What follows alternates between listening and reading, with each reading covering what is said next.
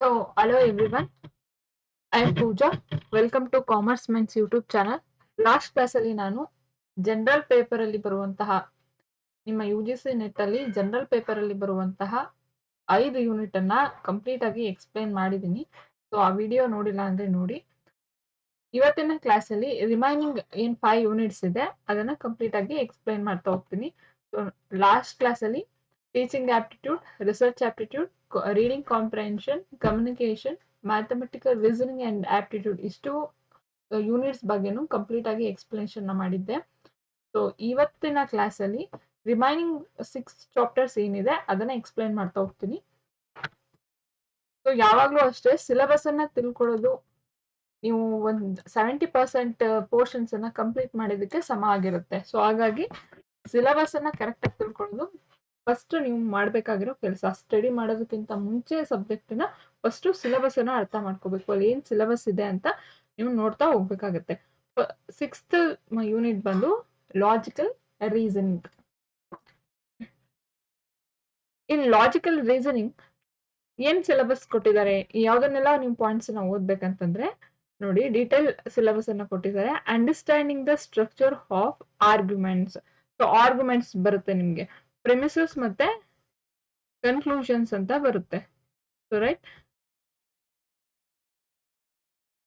ಇದನ್ನ ಇಟ್ಕೊಂಡು ನಿಮ್ಗೆ ಸ್ಟೇಟ್ಮೆಂಟ್ ವೈಸ್ ಕ್ವಶನ್ಸ್ ಅನ್ನ ಕೇಳ್ತಾರೆ. ಸೊ ಅದಕ್ಕೋಸ್ಕರ ನೀವು ಮತ್ತೆ ವ್ಯಾಲಿಡ್ ಅಥವಾ ಇನ್ವ್ಯಾಲಿಡ್ ಪ್ರೆಮಿಸಸ್ ಮತ್ತೆ conclusions. For example, all students R readers ಅಂತ ಕೇಳ್ತಾರೆ. So all students R readers, Rama is a student ಅಂದಾಗ ಕನ್ಕ್ಲೂಷನ್ ಏನಾಗಿರುತ್ತೆ, Rama is a reader. Right. So ಈ ತರ ನಿಮ್ಗೆ ಆರ್ಗ್ಯುಮೆಂಟ್ ಫಾರ್ಮ್ಸ್ ಮೇಲೆ ಕ್ವೆಶನ್ಸ್ ಅನ್ನ ಕೇಳ್ತಾರೆ. ಸೊ ರೈಟ್, ಆರ್ಗ್ಯುಮೆಂಟ್ಸ್ ಫಾರ್ಮ್ ಮೇಲೆ ಕ್ವೆಶನ್ಸ್ ಅನ್ನ ಫ್ರೇಮ್ ಮಾಡ್ತಾ ಹೋಗ್ತಾರೆ. ನೆಕ್ಸ್ಟ್ ಬಂದು ಸ್ಟ್ರಕ್ಚರ್ ಆಫ್ ಕೆಟಗರಿಕಲ್ ಪ್ರಪೋಸಿಷನ್ಸ್. ಕೆಟಗರಿಕಲ್ ಪ್ರಪೋಸಿಷನ್ಸ್ ಬರುತ್ತೆ. ಯಾವ ತರ ಅಂತಂದ್ರೆ, ಫಾರ್ ಎಕ್ಸಾಂಪಲ್ ಕೆಟಗರಿಕಲ್ ಪ್ರಪೋಸಿಷನ್ ಅಂತಂದ್ರೆ ನಿಮ್ಗೆ ಈ ತರ ಬರುತ್ತೆ, AEIO ಅಂತ ಬರುತ್ತೆ. ಸೊ ಈ ತರ ಕೆಟಗರಿಕಲ್ ಪ್ರಪೋರ್ಷನ್ಸ್ ಮೇಲೆ ನಿಮ್ಗೆ ಕ್ವಶನ್ಸ್ ಅನ್ನ ಫ್ರೇಮ್ ಮಾಡ್ತಾರೆ. All SRP, no SRP, so some SRP, some SR not P. So ಈ ತರ ನಿಮ್ಗೆ ಕ್ಲಾಸಿಫಿಕೇಶನ್ ನ ಮಾಡ್ತಾ ಹೋಗ್ತಾರೆ ಕೆಟಗರಿಕಲ್ ಪ್ರಪೋಸಿಷನ್ಸ್ ಅಲ್ಲಿ. ಸೊ ಇದು ಕೂಡ ಇಂಪಾರ್ಟೆಂಟ್ ಆಗಿರುತ್ತೆ. ನೆಕ್ಸ್ಟ್ ಮೂಡ್ ಅಂಡ್ ಫಿಗರ್ಸ್ ಅಂತ ಬರುತ್ತೆ. ಅಂತಂದ್ರೆ ಸಿಲಾಲಿಸಮ್ಸ್ ಏನಿರುತ್ತೆ, ನೀವು ಆ ಸಿಲಾಲಿಸಮ್ಸ್ ನ ಅರೇಂಜ್ಮೆಂಟ್ ಮಾಡೋದು ಮೂಡ್ ಅಂಡ್ ಫಿಗರ್ ಅಲ್ಲಿ ಬರುತ್ತೆ. ನೆಕ್ಸ್ಟ್ ಫಾರ್ಮಲ್ ಫ್ಯಾಲಿಸಿಸ್ ಮತ್ತೆ ಇನ್ಫಾರ್ಮಲ್ ಫ್ಯಾಲಿಸಿಸ್ ಅಂತ ನಿಮ್ಗೆ ಬರುತ್ತೆ. ಅದರಲ್ಲೂ ಇನ್ಫಾರ್ಮಲ್ ಫ್ಯಾಲಿಸಿಸ್ ಅಲ್ಲಿ ನಿಮ್ಗೆ ಸ್ಲೀಪರಿ ಸ್ಲೋಪ್ ಅದೇ ತರ ತುಂಬಾ ನಿಮ್ಗೆ ಅದು ಒಂದು ಚಾರ್ಟ್ ಇದೆ, ಚಾರ್ಟ್ ಎಕ್ಸ್ಪ್ಲೈನ್ ಮಾಡಿದ್ರೆ ನಿಮ್ಗೆ ಗೊತ್ತಾಗುತ್ತೆ. ಹ್ಯಾಡ್ ಹಾರ್ನಿಮ್ ಅಂತ ಬರುತ್ತೆ. ಸೊ ಹಂಗೇನೆ ನಿಮ್ಗೆ ಫ್ಯಾಲಿಸಿಸ್ ಬಗ್ಗೆ ಕಂಪ್ಲೀಟ್ ಆಗಿ ಅದರಲ್ಲೂ ಎಸ್ಪೆಷಲಿ ಇನ್ಫಾರ್ಮಲ್ ಫ್ಯಾಲಿಸಿಸ್ ಬಗ್ಗೆ ನಿಮ್ಗೆ ಕ್ವೆಶನ್ಸ್ ಅನ್ನ ಕೇಳ್ತಾರೆ. ಸೊ ನೀವು ಅದ್ರ ಮೀನಿಂಗ್ ಅನ್ನ ಒಂದು ಲಿಸ್ಟ್ ಇದೆ ಇನ್ಫಾರ್ಮಲ್ ಫ್ಯಾಲಿಸಿಸ್ ಬಗ್ಗೆ. ಸೊ ಆ ಇನ್ಫಾರ್ಮಲ್ ಫ್ಯಾಲಿಸಿಸ್ ಕಂಪ್ಲೀಟ್ ಆಗಿ ಆ ಲಿಸ್ಟ್ ನ ನೋಡ್ಕೊಂಡ್ರೆ ಅವ್ರು ಒಂದು 10 to 15 ಫ್ಯಾಲಿಸಿಸ್ ಇದೆ ಇನ್ಫಾರ್ಮಲ್ ಫ್ಯಾಲಿಸಿಸ್. ಅದನ್ನ ನೋಡ್ಕೊಂಡ್ರೆ ನೀವು ಈಸಿಯಾಗಿ ಆನ್ಸರ್ ಅನ್ನ ಮಾಡ್ಬೋದು. ಸೊ ಯೂಸಸ್ ಆಫ್ ಲ್ಯಾಂಗ್ವೇಜ್ ಕೇಳ್ತಾರೆ. ಸೊ ಯಾವ ತರ ಅಂದ್ರೆ informative language, emotive language, directive language, ceremonial language. So ಈ ತರ ಕೆಲವೊಂದು ಲ್ಯಾಂಗ್ವೇಜಸ್ ಗಳಿದೆ. ಸೊ ಅದ್ರ ಬೇಸ್ ಮೇಲೆ ಕ್ವೆಶನ್ಸ್ ಅನ್ನ ಫ್ರೇಮ್ ಮಾಡ್ತಾರೆ. ನೆಕ್ಸ್ಟ್ ಕನೋಟೇಷನ್ ಅಂಡ್ ಡಿನೋಟೇಷನ್ ಆಫ್ ಟರ್ಮ್ಸ್ ಅಂತ ಬರುತ್ತೆ. ಸೊ ಸ್ಟೂಡೆಂಟ್ಸ್ ಅಂದ್ರೆ ಲರ್ನರ್ಸ್. ಕೆಲವೊಂದು ಎಕ್ಸಾಂಪಲ್ ಅನ್ನ ಇಟ್ಕೊಂಡು ಕನೋಟೇಷನ್ ಮತ್ತೆ ಡಿನೋಟೇಷನ್ ಬಗ್ಗೆ. ಕನೋಟೇಷನ್ ಅಂದ್ರೆ ಸೆನ್ಸಸ್ ಅಥವಾ ಅದ್ರ ಮೀನಿಂಗ್ ಆಗಿರುತ್ತೆ. ಡಿನೋಟೇಷನ್ ಅಂದ್ರೆ ಅದ್ರ ರೆಫರೆನ್ಸ್ ಅಥವಾ ಕ್ಲಾಸಸ್ ಆಗಿರುತ್ತೆ. ಸೊ ಇದ್ರ ಬೇಸ್ ಮೇಲೆ ಕ್ವಶನ್ಸ್ ಅನ್ನ ಕೇಳ್ತಾರೆ. Next classical square of oppositions. ಈ ಕ್ಲಾಸಿಕಲ್ ಸ್ಕ್ವೇರ್ ಆಫ್ ಅಪೋಸಿಷನ್ಸ್ ತುಂಬಾ ಇಂಪಾರ್ಟೆಂಟ್ ಆಗಿರುತ್ತೆ. ಇದ್ರ ಮೇಲೂ ಕೂಡ ನಿಮ್ಗೆ ಕ್ವಶನ್ಸ್ ಕೇಳ್ತಾರೆ. ಸೊ ಅಲ್ಲಿ ನಿಮ್ಗೆ ಸ್ಕ್ವೇರ್ ಆಫ್ ಅಪೋಸಿಷನ್ ಅಲ್ಲಿ ಈ ಸ್ಕ್ವೇರ್ ಆಫ್ ಅಪೋಸಿಷನ್ಸ್ ಅಲ್ಲಿ ನಿಮ್ಗೆ ಯಾವ ತರ ಕೇಳ್ತಾರೆ ಅಂತಂದ್ರೆ ಕಾಂಟ್ರಡಿಕ್ಟರಿ, ನೆಕ್ಸ್ಟ್ ಬಂದು contraries, sub contraries, sub alterations. So ಇದ್ರ ಬೇಸ್ ಮೇಲೆ ನಿಮ್ಗೆ ಸ್ಕ್ವೇರ್ ಆಫ್ ಅಪೋಸಿಷನ್ಸ್ ಮೇಲೆ ಕ್ವಶನ್ ಅನ್ನ ಫ್ರೇಮ್ ಮಾಡ್ತಾರೆ. So right, this is the syllabus of logical reasoning. So next part ಬಂದು evaluating and distinguishing deductive and inductive reasoning. So deductive reasonings ಮತ್ತೆ inductive ರೀಸನಿಂಗ್ಸ್ ಮೇಲೆ questions ಅನ್ನ ಫ್ರೇಮ್ ಮಾಡ್ತಾ ಹೋಗ್ತಾರೆ. ಸೊ ಅದು ಯಾವ ತರ ಬರುತ್ತೆ ಅಂತ ಹೇಳ್ತೀನಿ. So for example, all men R mortal ಅಂತ ಹೇಳ್ತಾರೆ. ಸಾಕ್ರೆಟಿಸ್ ಇಸ್ ಅ ಮ್ಯಾನ್ ಅಂತಾರೆ. ಸೊ ಸಾಕ್ರೆಟಿಸ್ ಏನು ಮಾರ್ಟಲ್ ಆಗಿರ್ತಾನೆ. ಸೊ ಈ ತರ. ಓಕೆ. ಇಂಡಕ್ಟಿವ್ ರೀಸನಿಂಗ್ ಅಂತ ಅಂದ್ರೆ ಯಾವ ತರ ಬರುತ್ತೆ ಅಂದ್ರೆ, the sun has risen every day so far ಅಂತ. So it will rise tomorrow also. So ಈ ತರ ನೀವು ಇಂಡಕ್ಟಿವ್ ಮತ್ತೆ ಜನರಲ್ ಇಂದ ಪರ್ಟಿಕ್ಯುಲರ್ಗೆ, ಪರ್ಟಿಕ್ಯುಲರ್ ಇಂದ ಜನರಲ್ಗೆ ಬೇಸ್ ಆಗಿ ಇಟ್ಕೊಂಡು ಇಂಡಕ್ಟಿವ್ ಮತ್ತೆ ಡಿಡಕ್ಟಿವ್ ಇವ್ಯಾಲ್ಯೂಯೇಷನ್ ನ ಮಾಡುವಂಥದ್ದು. ಸೊ ಅದ್ರ ಮೇಲೂ ಕೂಡ ನಿಮ್ಗೆ ಕ್ವೆಶನ್ಸ್ ಅನ್ನ ಕೇಳ್ತಾರೆ. ನೆಕ್ಸ್ಟ್ ಬಂದು ಅನಾಲಜಿಸ್. ಅನಾಲಜಿಸ್ ಅಂತಂದ್ರೆ drawing a relationship between two things for a reasons. So ಎರಡು ವಿಷಯಗಳನ್ನ ಅಥವಾ ಎರಡು ಥಿಂಗ್ಸ್ ಅನ್ನ ಇಟ್ಕೊಂಡು ನೀವು ರಿಲೇಷನ್ಸ್ ಅನ್ನ ಡ್ರಾ ಮಾಡುವಂಥದ್ದು. ಸೊ ಅದನ್ನ ಅನಾಲಜಿಸ್ ಅಂತ ಹೇಳ್ತಾರೆ. ಸೊ ನೆಕ್ಸ್ಟ್ ಬಂದು when diagram. So when diagram ಮೇಲೆ ನಿಮ್ಗೆ ಕ್ವಶನ್ಸ್ ಅನ್ನ ಕೇಳ್ತಾರೆ. ನಿಮ್ಗೆಲ್ಲ ಗೊತ್ತಿರುತ್ತೆ ವೆನ್ ಡಯಾಗ್ರಾಮ್. ಯೂಶುವಲಿ ಸಿಂಪಲ್ ಆಗು ಕೇಳ್ಬೋದು ಅಥವಾ ಮಲ್ಟಿಪಲ್ ಯೂಸಸ್ ಮೇಲೂ ಕೂಡ ವೆನ್ ಡಯಾಗ್ರಾಮ್ಸ್ ನ ಕೇಳ್ಬೋದು. ಫಾರ್ ಎಕ್ಸಾಂಪಲ್, ನಿಮ್ಗೆ ಎರಡು ಪ್ರಿಮಿಸಸ್ ಅನ್ನ ಕೊಟ್ಟು ಒಂದು ವೆನ್ ಡಯಾಗ್ರಾಮ್ಸ್ ಅನ್ನ ಕೊಡ್ತಾರೆ. ಇಲ್ಲ ಅಂತಂದ್ರೆ ಸಿಲಾಲಿಸಮ್ಸ್ ಬೇಸ್ ಮೇಲೂ ಕೂಡ ವೆನ್ ಡಯಾಗ್ರಾಮ್ ನ ಫ್ರೇಮ್ ಮಾಡ್ತಾ ಹೋಗ್ತಾರೆ. ಸೊ ಪ್ರಿಮಿಸಸ್ ಅಂತ ಬಂದಾಗ ಆಲ್ ಕ್ಯಾಟ್ಸ್ ಆರ್ ಅನಿಮಲ್ಸ್ ಅಂತ ಬಂದಾಗ ಇದು ಫಸ್ಟ್ ಪ್ರಿಮಿಸಸ್. ಸೊ ಎರಡು ಪ್ರಿಮಿಸಸ್ ಅನ್ನ ಕೊಡ್ತಾರೆ, premises 1 and premises 2. So right. So premises 1 ಅಲ್ಲಿ ಆಲ್ ಕ್ಯಾಟ್ಸ್ ಆರ್ ಅನಿಮಲ್ಸ್ ಅಂತಾರೆ. ಪ್ರಿಮಿಸಸ್ 2 ಅಲ್ಲಿ ಆಲ್ ಅನಿಮಲ್ಸ್ ಆರ್ ಮಾರ್ಟಲ್ ಅಂತಾರೆ. ವೆನ್ ಡಯಾಗ್ರಾಮ್ ಅಥವಾ ಕನ್ಕ್ಲೂಷನ್ಸ್ ಹೆಂಗ್ ಬರೀತೀರಾ, ಆಲ್ ಕ್ಯಾಟ್ಸ್ ಆರ್ ಮಾರ್ಟಲ್ ಅಂತ ಬರೀತೀರಾ. ಸೊ ಇದನ್ನ ವೆನ್ ಡಯಾಗ್ರಾಮ್ ಅಲ್ಲಿ ನೀವು ಶೋ ಮಾಡ್ತೀರಾ. ಸೊ ಈ ತರ ನಿಮ್ಗೆ ಕ್ವಶನ್ಸ್ ಅನ್ನ ಕೇಳ್ತಾ ಹೋಗ್ತಾರೆ. ನೆಕ್ಸ್ಟ್ ಬಂದು Indian logic. So means of knowledge. So Indian logic ಅಂತ ಬಂದಾಗ ಪ್ರಮಾಣಸ್ ಅಂತ ಬರುತ್ತೆ. ಸೊ ಪ್ರತ್ಯಕ್ಷ, ಅನುಮಾನ, ಉಪಮಾನ, ಶಬ್ದ, ಅರ್ಥಪತಿ, ಅನುಪಲಬ್ಧಿ, ಅದ್ರ ಮೇಲೆಲ್ಲ ನಿಮ್ಗೆ ಕ್ವಶನ್ಸ್ ಅನ್ನ ಕೇಳ್ತಾರೆ. ಸೊ ಇದ್ರ ಮೇಲೆ ನಿಮ್ಗೆ 2 ಇಂದ 3 ಕ್ವಶನ್ಸ್ ಬಂದೇ ಬರುತ್ತೆ. 2 ಇಂದ 3 ಕ್ವಶನ್ಸ್ ನಿಮ್ಗೆ ಮೀನ್ಸ್ ಆಫ್ ನಾಲೆಡ್ಜ್ ಮೇಲೆ ಕ್ವಶನ್ಸ್ ಕೇಳ್ತಾರೆ. ಸೊ ನೋಡಿ, ಆಕ್ಚುಲಿ ಇದೇ ಸ್ಲೈಡ್ ಅಲ್ಲಿ ಆಗ್ಬೇಕಿತ್ತು. ಸೊ ಪ್ರತ್ಯಕ್ಷ, ಅನುಮಾನ, ಉಪಮಾನ, ಶಬ್ದ, ಅರ್ಥಪತಿ, ಅನುಪಲಬ್ಧಿ, ಇದ್ರ ಮೇಲೆ ನಿಮ್ಗೆ ಕ್ವಶನ್ಸ್ ಕೇಳ್ತಾರೆ. Next structure and kinds of ಅನುಮಾನ್. ಸೊ ಯಾವ್ದೆಲ್ಲ ಕೈಂಡ್ಸ್ ಆಫ್ ಅನುಮಾನ ಇದೆ, ವ್ಯಾಪ್ತಿ ಮೇಲೆ ಯಾವ್ದೆಲ್ಲ ಸ್ಟ್ರಕ್ಚರ್ ಇದೆ, ಕೈಂಡ್ಸ್ ಇದೆ, ಮತ್ತೆ ಎತ್ವಾಭಾಸ್ ಮೇಲೆ ಏನೆಲ್ಲ ಟೈಪ್ಸ್ ಇದೆ. ಸೊ ಇದ್ರ ಮೇಲೆ ಡೈರೆಕ್ಟ್ ಆಗಿ ಕ್ವಶನ್ಸ್ ಅನ್ನ ಕೇಳ್ತಾರೆ. ಸೊ ಅಲ್ಲಿ ನಿಮ್ಗೆ ಸಿದ್ಧ, irregular reasons, contradictory reasons, counter reasons, ಮತ್ತೆ ಬಾಧಿತ ಅಂತ ಕಾಂಟ್ರಡಿಕ್ಟೆಡ್ ರೀಸನ್ಸ್ ಅಂತೆಲ್ಲ ಬರುತ್ತೆ. ಸೊ ಕಂಪ್ಲೀಟ್ ಆಗಿ ಇದು ಯಾವ್ದ್ರ ಬೇಸ್ ಮೇಲೆ ಆಗಿರುತ್ತೆ ಅಂತಂದ್ರೆ ಮೀನ್ಸ್ ಆಫ್ ನಾಲೆಡ್ಜ್, ಪ್ರಮಾಣಸ್ ಮೇಲೆ ನಿಮ್ಗೆ ಕ್ವಶನ್ಸ್ ಅನ್ನ ಕೇಳ್ತಾ ಹೋಗ್ತಾರೆ. This is all about reasoning. So right. So next syllabus ಬಂದು data interpretation. So data interpretations ನ ನೀವು ಒಂದಿನ ಓದಿ ಮಾಡೋದಕ್ಕೆ ಸಾಧ್ಯನೇ ಇಲ್ಲ. ಸೊ ಡೈಲಿ ಅಪ್ ಟು ನಿಮ್ಮ ಡಿಸೆಂಬರ್ಗೆ ಎಕ್ಸಾಮ್ ಇದೆ ಅಂತಂದ್ರೆ ನೀವು ಡೈಲಿ, ಅಥವಾ ಕೆಸೆಟ್ ಇದೆ ನಿಮ್ಗೆ ಸೆಪ್ಟೆಂಬರ್ಗೆ, ನವೆಂಬರ್ಗೆ ಅಂತಂದಾಗ ನೀವು ಡೈಲಿ ಅದನ್ನ ವರ್ಕೌಟ್ ಮಾಡ್ತಾ ಇರ್ಬೇಕು. ಸೊ ಆ ತರ ವರ್ಕೌಟ್ ಮಾಡ್ತಾ ಇದ್ದಾಗ ನಿಮ್ಗೆ ಅದು ಕ್ರ್ಯಾಕ್ ಮಾಡೋದು ಈಸಿ ಆಗುತ್ತೆ. ಸೊ ಡೈಲಿ ಒಂದು ಕ್ವಶನ್ ತಗೋಬೇಕು, ಒಂದು ಪ್ರಾಬ್ಲಮ್ ತಗೋಬೇಕು, 5 ಕ್ವಶನ್ಸ್ ಇರುತ್ತೆ, ಅದನ್ನ ಸಾಲ್ವ್ ಮಾಡ್ತಾ ಹೋಗ್ಬೇಕು.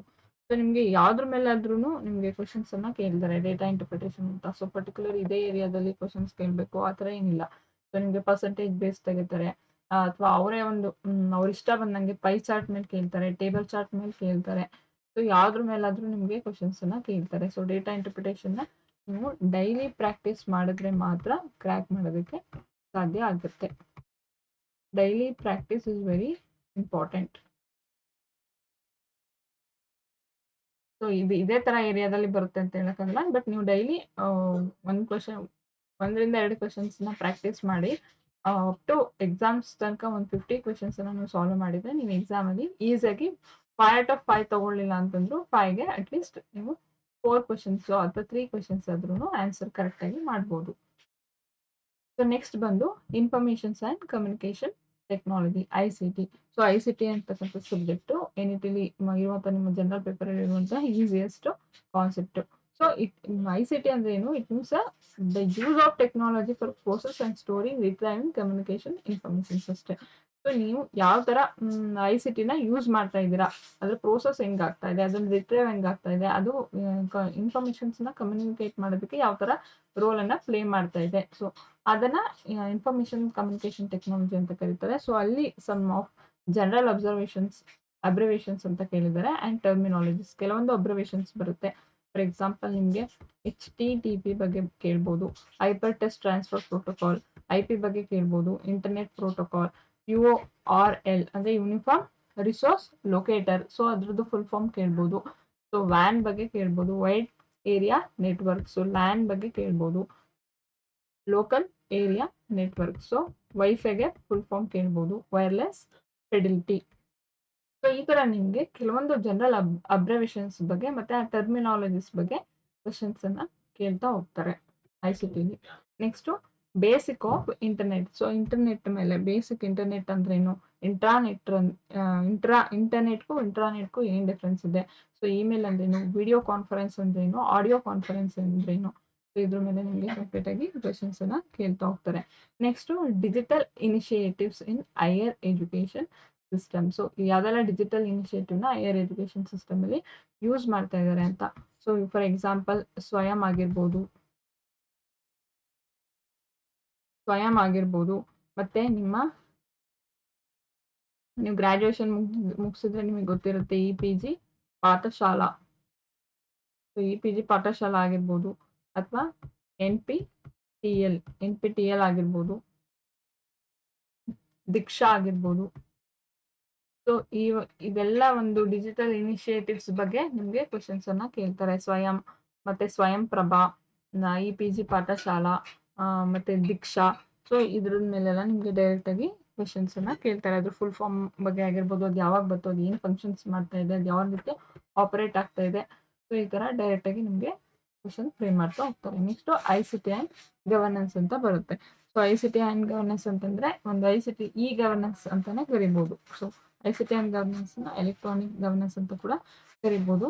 ಸೊ ಇಲ್ಲಿ ಎಕ್ಸಾಂಪಲ್ ಡಿಜಿಟಲ್ ಇಂಡಿಯಾ ಮಿಷನ್ಸ್ ಆಗಿರ್ಬೋದು, ಆಧಾರ್ ಎನೇಬಲ್ ಸರ್ವಿಸ್ ಆಗಿರ್ಬೋದು, ಆನ್ಲೈನ್ ಟ್ಯಾಕ್ಸ್ ಫೈಲಿಂಗ್ ಆಗಿರ್ಬೋದು, ಮತ್ತೆ RTA ಆನ್ಲೈನ್ ಆಗಿರ್ಬೋದು. ಸೊ ಇದ್ರ ಮೇಲೆ ಗವರ್ನೆನ್ಸ್ ಮೇಲೆ, ICT ಗವರ್ನೆನ್ಸ್ ಮೇಲೆ ನಿಮಗೆ ಕ್ವಶನ್ಸ್ ಅನ್ನ ಕೇಳ್ತಾ ಹೋಗ್ತಾರೆ. ಸೊ ಇಷ್ಟು ನಿಮ್ಮ informations and communication technology. So next ಬಂದು people, environment and development.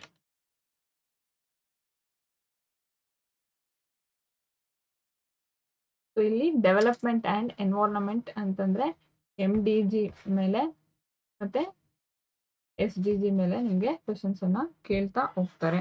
So millennium development ಗೋಲ್ ಯಾವಾಗ ಅಡಾಪ್ಟ್ ಮಾಡಿದ್ದು in the year of 2000 to 2015. So ಅದ್ರ ಮೇಲೆ ಆದ್ರೂ ಕೇಳ್ಬೋದು, ಇಲ್ಲ SDG ಮೇಲೆ 17 ಗೋಲ್ಸ್ ಯಾವ್ದಾವ್ದಿದೆ SDG ಮೇಲೆ. ಸೊ ಅದು ಕೂಡ ಇಂಪಾರ್ಟೆಂಟ್ ಆಗುತ್ತೆ. 17 ಗೋಲ್ಸ್ ಮೇಲೆ ನಿಮಗೆ ಕ್ವಶನ್ಸ್ ಕೇಳ್ಬೋದು. ಸೊ ಅದು ಯಾವಾಗ ಬಂದಿದ್ದು 2015 ಇಂದ 2030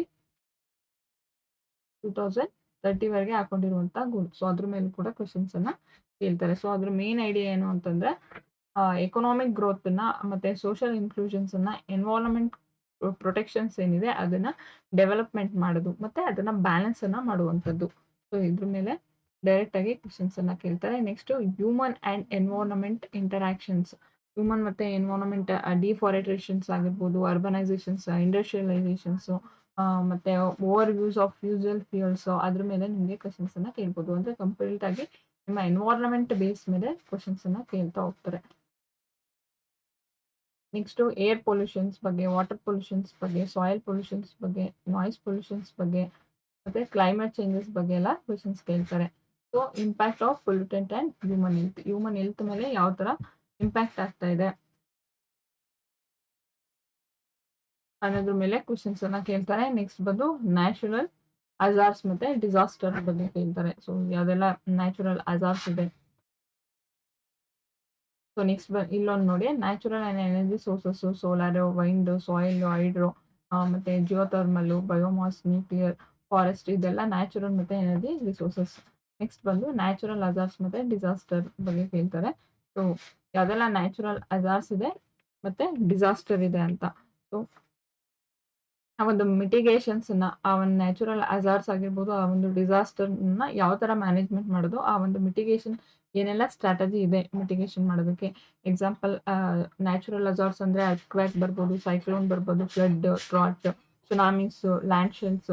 ಸೊ ಇದನ್ನೆಲ್ಲ ಯಾವ ತರ ಮಿಟಿಗೇಟ್ ಮಾಡೋದು, ಏನೆಲ್ಲ ಸ್ಟ್ರಾಟಜಿ ಯೂಸ್ ಮಾಡಿ ಮಿಟಿಗೇಟ್ ಮಾಡುವಂಥದ್ದು ಅನ್ನೋದ್ರ ಮೇಲೆ ನಿಮಗೆ ಕ್ವಶನ್ಸ್ ಕೇಳ್ತಾರೆ.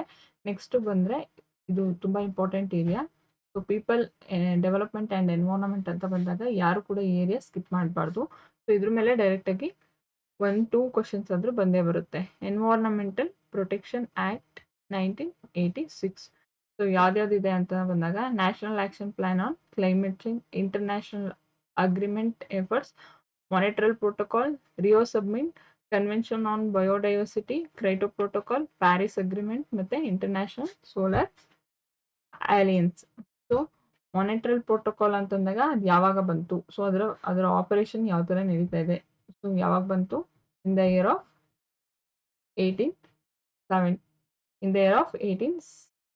1987 ಅಲ್ಲಿ ಯಾವ್ದು ಬಂದಿದ್ದು ಮಾನಿಟ್ರಲ್ ಪ್ರೋಟೋಕಾಲ್. ಸೊ ರಿಯೋ ಸಮ್ಮಿಟ್ ಯಾವಾಗ ಬಂತು. ಸೊ ಈ ತರ ನಿಮ್ ಇಯರ್ ವೈಸ್ ನೀವು ನೆನ್ಪಿಟ್ಕೋತಾ ಹೋದ್ರೆ ನಿಮ್ಗೆ ಈಸಿ ಆಗುತ್ತೆ. ಸೊ ಕೈಟೋ ಪ್ರೋಟೋಕಾಲ್ ಯಾವಾಗ ಬಂತು, ಸೊ ಅಲ್ಲಿ ಯಾವಾಗ ನಡೆದಿದ್ದು ಅದು ಅಂತ ನಿಮ್ಗೆ ಗೊತ್ತಿರ್ಬೇಕು. ಸೊ ಎಮಿಷನ್ ಅನ್ನ ಲೀಗಲ್ ಆಗಿ ರೆಡ್ಯೂಸ್ ಮಾಡೋದಕ್ಕೆ ಬಂದಿರುವಂತ ಒಂದು ಪ್ರೋಟೋಕಾಲ್ ಆಗಿರುತ್ತೆ ಇದು. ಅದರ ಒಂದು ಪರ್ಪಸ್ ಕೂಡ ನಿಮಗೆ ಗೊತ್ತಿರಬೇಕು. 1996 ಇದೇ ತರ ನಿಮ್ಗೆ ಪ್ಯಾರಿಸ್ ಅಗ್ರಿಮೆಂಟ್ ಯಾವಾಗ ಬಂತು, so in the year of 2015 Paris agreement ಆಗಿದ್ದು.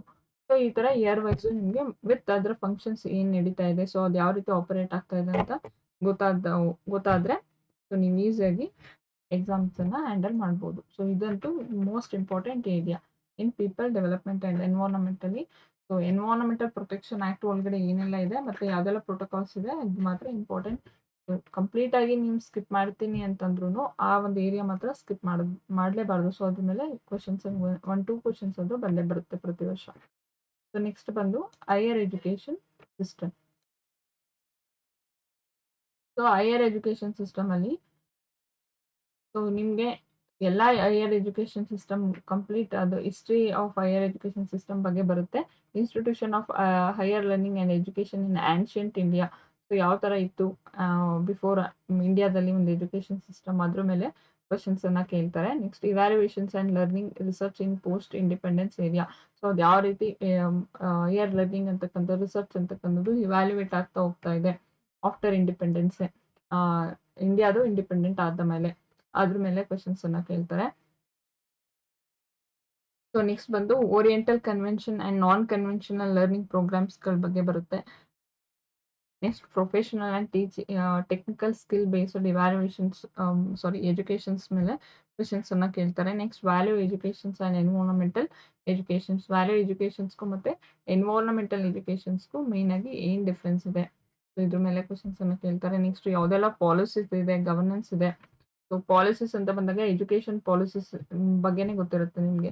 ಸೊ ಅದು ಹೆಂಗೆ ಇವ್ಯಾಲ್ಯೂಯೇಟ್ ಆಯ್ತು ಫಸ್ಟ್ 1968 ಅಲ್ಲಿ ಬಂದಿದ್ದು, ಮತ್ತೆ 1986 ಅಲ್ಲಿ ಯಾವ ತರ ಎಜುಕೇಶನ್ ಪಾಲಿಸೀಸ್ ಬಂತು, ಆಮೇಲೆ 1992 ಅಲ್ಲಿ ನೆಕ್ಸ್ಟ್ ಅದು ಮಾಡಿಫಿಕೇಶನ್ ಆಗಿ ಪ್ರೆಸೆಂಟ್ NEP 2020 ಇದೆ. ಸೊ ಅದು ಹಿಂಗೆ ಅದು ಮಾಡಿಫೈ ಆಗ್ತಾ ರನ್ ಆಗ್ತಾ ಇದೆ. ಸೊ ಅದ್ರ ಬೇಸ್ ಮೇಲೆ ನಿಮ್ಗೆ ಕ್ವಶನ್ಸ್ ಕೇಳ್ತಾರೆ. ಸೊ ಅದ್ರಲ್ಲೇನೆ ಗವರ್ನೆನ್ಸ್ ಅಂತ ಬಂದಾಗ ರೆಗ್ಯುಲೇಟರಿ ಬಾಡೀಸ್ ಅಂತ ಕೆಲವೊಂದು ರೆಗ್ಯುಲೇಟರಿ ಬಾಡೀಸ್ ಬರುತ್ತೆ. ಸೊ ಅದು ವೆರಿ ವೆರಿ ಇಂಪಾರ್ಟೆಂಟ್, ಯಾವುದೇ ಕಾರಣಕ್ಕೂ ನೀವು ಅದನ್ನ ಸ್ಕಿಪ್ ಮಾಡಂಗಿಲ್ಲ. Regulatory bodies. ಸೊ ಯಾವ್ದೆಲ್ಲ ರೆಗ್ಯುಲೇಟರಿ ಪಾಲಿಸೀಸ್ ಇದೆ, ಲೈಕ್ UGC ಇರ್ಬೋದು, CTE ಇರ್ಬೋದು, NCTE ಇರ್ಬೋದು, ಮತ್ತೆ MHRD ಇರ್ಬೋದು, ಪ್ರೆಸೆಂಟ್ MHRD ಇರ್ಬೋದು. ಸೊ ಇದೆಲ್ಲ ಕೂಡ ನಿಮ್ಗೆ ಗವರ್ನೆನ್ಸ್ ಬರುತ್ತೆ, higher education system governance. So ಇದ್ರ ಮೇಲೆ ನಿಮ್ಗೆ ಕ್ವಶನ್ಸ್ ಕೇಳ್ತಾರೆ. ಅಡ್ಮಿನಿಸ್ಟ್ರೇಷನ್ಸ್ ಅಂತ ಬಂದಾಗ ಯಾವ ತರ ಒಂದು ಯೂನಿಟರಿ ಅಫಿಲಿಯೇಟೆಡ್ ಯಾವ ತರ ಇದೆ, ಯೂನಿಟರಿ ಅಡ್ಮಿನಿಸ್ಟ್ರೇಷನ್ ಯಾವ ತರ ಇದೆ, ಅಫಿಲಿಯೇಟಿಂಗ್ ಅಡ್ಮಿನಿಸ್ಟ್ರೇಷನ್ ಯಾವ ತರ ಇದೆ, ಸೆಂಟ್ರಲ್ ಅಲ್ಲಿ ಯಾವ ತರ ಇದೆ, ಸ್ಟೇಟ್ ಅಲ್ಲಿ ಯಾವ ತರ ಇದೆ, ಡೀಮ್ಡ್ ಅಡ್ಮಿನಿಸ್ಟ್ರೇಷನ್ಸ್ ಯಾವ ತರ ಇದೆ. ಸೊ ಈ ತರ ಕ್ವಶನ್ಸ್ ಅನ್ನ ನಿಮ್ಗೆ ಕೇಳ್ತಾ ಹೋಗ್ತಾರೆ. ಸೊ ಇಷ್ಟು ನಿಮ್ಮ ಕಂಪ್ಲೀಟ್ ಆಗಿ ಹೈಯರ್ ಎಜುಕೇಶನ್ ಸಿಸ್ಟಮ್. ಸೊ ನಿಮ್ಮ ಹೈಯರ್ ಎಜುಕೇಶನ್ ಸಿಸ್ಟಮ್ ಅಲ್ಲಿ ತುಂಬಾ ಫೋಕಸ್ ಮಾಡಬೇಕಾಗಿರೋ ಏರಿಯಾ ಅಂತಂದ್ರೆ ಒಂದು ಆನ್ಷಿಯಂಟ್ ಇಂಡಿಯಾದಲ್ಲಿ ಎಜುಕೇಶನ್ ಸಿಸ್ಟಮ್ ಯಾವ ತರ ಇತ್ತು, ಲೈಕ್ ನಿಮ್ಗೆ ತಕ್ಷಶಿಲಾ, ನಳಂದ, ಮತ್ತೆ ವಿಕ್ರಮಶೀಲ, ವಲ್ಲಭಿ, ವೇದಾಂತಪುರಿ. ಸೊ ಇದ್ರ ಮೇಲೆ ಹಿಸ್ಟ್ರಿ ಕೇಳ್ತಾರೆ ಮತ್ತೆ ಕಮಿಟೀಸ್ಗಳ ಬಗ್ಗೆ ಕೇಳ್ತಾರೆ. ಕೆಲವೊಂದು Kothari committees, higher education system ಕೆಲವೊಂದು ಕಮಿಟೀಸ್ಗಳು ಬರುತ್ತೆ. ಸೊ ಅದ್ರ ಮೇಲೆ ನಿಮಗೆ ಕ್ವಶನ್ಸ್ ಅನ್ನ ಕೇಳ್ತಾ ಹೋಗ್ತಾರೆ. ಸೊ ಇಷ್ಟು ನಿಮ್ಮ general paper syllabus. So teaching aptitude, research aptitude, reading comprehension. So reading comprehension ಅಂತಂದ್ರೆ ನೀವು ಅದನ್ನು ಕೂಡ ಡೈಲಿ ಪ್ರಾಕ್ಟೀಸ್, ಫಾಸ್ಟ್ ಆಗಿ ಅರ್ಥ ಮಾಡ್ಕೊಂಡು ಪ್ರಾಕ್ಟೀಸ್ ಮಾಡ್ತಾ ಇರಬೇಕು, ಕ್ವಶನ್ ಸಾಲ್ವ್ ಮಾಡ್ತಾ ಇರಬೇಕು, ಹಾಗಾದ್ರೆ ಮಾಡೋಕ್ಕಾಗೋದು. Communications, mathematical reasoning and aptitude, sorry, next logical reasoning, ಮತ್ತೆ ಡೇಟಾ ಇಂಟರ್ಪ್ರಿಟೇಷನ್ಸ್ ಬಗ್ಗೆ. ಇದು ಕೂಡ ಡೇಟಾ ಇಂಟರ್ಪ್ರಿಟೇಷನ್ ನೀವು ಡೈಲಿ ಪ್ರಾಕ್ಟೀಸ್ ಮಾಡಬೇಕಿರುತ್ತೆ. ಇನ್ಫಾರ್ಮೇಶನ್ಸ್ ಅಂಡ್ ಕಮ್ಯುನಿಕೇಶನ್ಸ್ ಟೆಕ್ನಾಲಜಿ ಮೇಲೆ ಕ್ವಶನ್ಸ್ ಅನ್ನು ಕೇಳ್ತಾ ಹೋಗ್ತಾರೆ. ಪೀಪಲ್ ಅಂಡ್ ಡೆವಲಪ್ಮೆಂಟ್ ಎನ್ವೈರನ್ಮೆಂಟ್ ಅಲ್ಲಿ ನಿಮ್ದು ಪ್ರೋಟೋಕಾಲ್ಸ್ ಬಗ್ಗೆ ತುಂಬಾ ಇಂಪಾರ್ಟೆಂಟ್ ಆಗುತ್ತೆ. ಎನ್ವೈರನ್ಮೆಂಟಲ್ ಪ್ರೊಟೆಕ್ಷನ್ ಆಕ್ಟ್ ಬಗ್ಗೆ ಇಂಪಾರ್ಟೆಂಟ್ ಆಗುತ್ತೆ ಹೋಗುತ್ತೆ. ಹೈಯರ್ ಎಜುಕೇಶನ್ ಸಿಸ್ಟಮ್ ಅಲ್ಲಿ ಒಂದು ಎಜುಕೇಶನ್ ಸಿಸ್ಟಮ್ ಯಾವ ತರ ಇದೆ ಅದೊಂದ್ರ ಮೇಲೆ, ಮತ್ತೆ ಯಾವ್ದೆಲ್ಲ ಕಮಿಟಿ ಬಂದಿದೆ, ಮತ್ತೆ ಹೈಯರ್ ಎಜುಕೇಶನ್ ಸಿಸ್ಟಮ್ ಮಾಡಿಫಿಕೇಶನ್ ಯಾವ ತರ ಆಗಿದೆ, ಸೊ ಇಷ್ಟು ಮೇಲೆ ಕ್ವಶನ್ಸ್ ಅನ್ನ ಕೇಳ್ತಾ ಹೋಗ್ತಾರೆ. This is all about the general paper on teaching and research aptitude. So I hope ನಿಮ್ಗೆ ಅರ್ಥ ಆಗಿದೆ ಅಂತ ಅನ್ಕೋತೀನಿ. ಸೊ ನೆಕ್ಸ್ಟ್ ಕ್ಲಾಸ್ ಅಲ್ಲಿ ಸ್ಪೆಸಿಫಿಕ್ ಪೇಪರ್ ಆಗಿರುವಂತ ಕಾಮರ್ಸ್ ಅನ್ನ ಎಕ್ಸ್ಪ್ಲೈನ್ ಮಾಡ್ತಾ ಹೋಗೋಣ. So thank you all.